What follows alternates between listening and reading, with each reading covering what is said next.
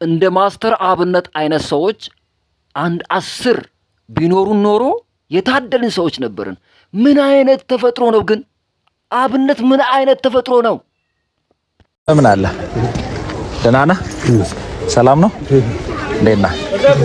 አለ። ምን ላግዝ ብትል ከህመም አንስቶ በቃ መሰማኝም ይሄን ብዬ መናገር አልችልም። በጣም ችግርተኛ ነው ያለው። እንደተቸገርኩ ነው ያለው። እንደታሰርኩ ነው ያለው። ምን አለ ጊዜ ሆነ እግርህን ከታሰርክ? 11 ዓመቴ ነው። ቤትህን ማየት እንችላለን? አዎ ገብታችሁ ማለት። የት ነው? ይሄ ነው።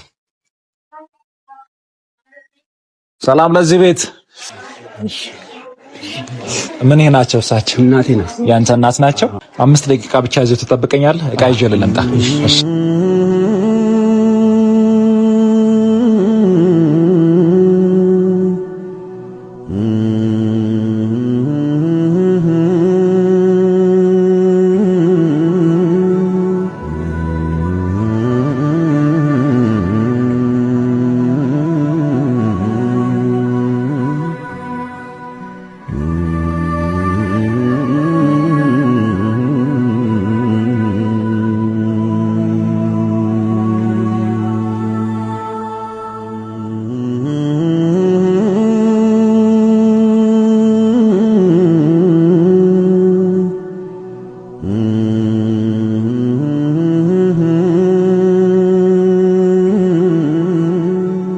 ደስ ብሏል?